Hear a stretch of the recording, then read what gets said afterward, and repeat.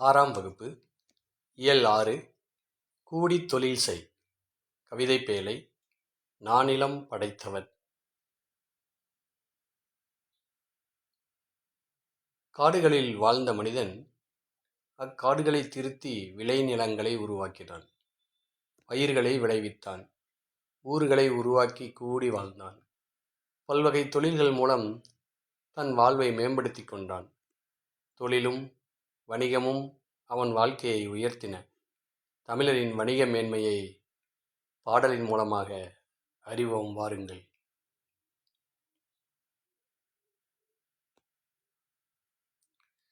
கல்லெடுத்து முள்ளெடுத்து காட்டுப் பெருவெளியை மல்லெடுத்த திண்டோல் மரத்தால் வளப்படுத்தி ஊராக்கி ஓங்கும் நகராக்கி நாடென்ற பேராக்கி வாழ்ந்த பெருமை அவன் பெற்றான்.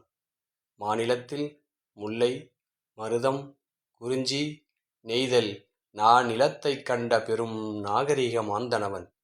ஆழ கடல் கடந்தான், அஞ்சும் சமர் கடந்தான், சூழும் பனிமலையை சுற்றி கொடி பொறித்தான், முக்குளித்தான், ஆழிக்குள் முத்தெடுத்தான், தோணிக்குள் எக்களிப்பு மீதுற ஏலம் மிளகு முதற் பண்டங்கள் ஏற்றி பயன் நல்கும் வாணிகத்தால் கண்டங்கள் சுற்றி களமேறி வலம் வந்தான். அஞ்சாமை மிக்கவன்தான், ஆனாலும் சான்றோர்கள் அஞ்சுவதை அஞ்சி அகற்றி விலக்கிடுவான். முடியரசன்.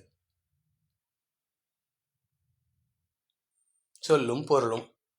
மல்லெடுத்த வலிமை பெற்ற, மரம் வீரம், சமர் போர், எக்களிப்பு பெரும் மகிழ்ச்சி, நல்கும் தரும், களம் கப்பல், கழனி வயல், ஆழி கடல் என்று பொருள். பாடலின் பொருள். தமிழன் கற்களும் முட்களும் நிறைந்திருந்த பெரிய நிலப்பரப்பை திருத்தி பண்படுத்தினான். தனது உடல் வலிமையால் வளத்தை பெருக்கினான். ஊர், நகரம், நாடு ஆகியவற்றை உருவாக்கி வாழும் பெருமையை பெற்றான்.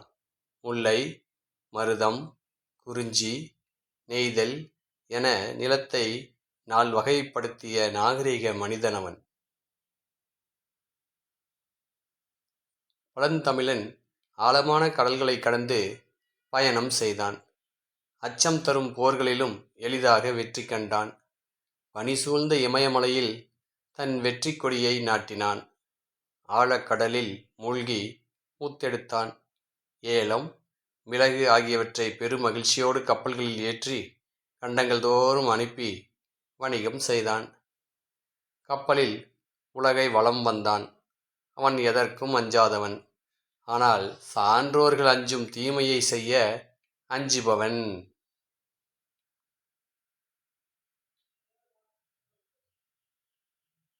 நூல்வெளி. ஆசிரியர் குறிப்பு. இந்த பாடலை எழுதியவர் முடியரசன். துரைராசு என்பது அவருடைய இயற்பெயர். திராவிட நாட்டின் வானம்பாடி என்ற பாராட்டை பெற்றவர். நூல் குறிப்பு. புதியதொரு விதி செய்வோம் என்னும் புத்தகத்தில் இப்பாடல் இடம்பெற்றுள்ளது. முடியரசன் அவர்கள் இயற்றிய இதர நூல்களில் சில: பூங்கொடி, வீரகாவியம், காவியப்பாவை. நன்றி.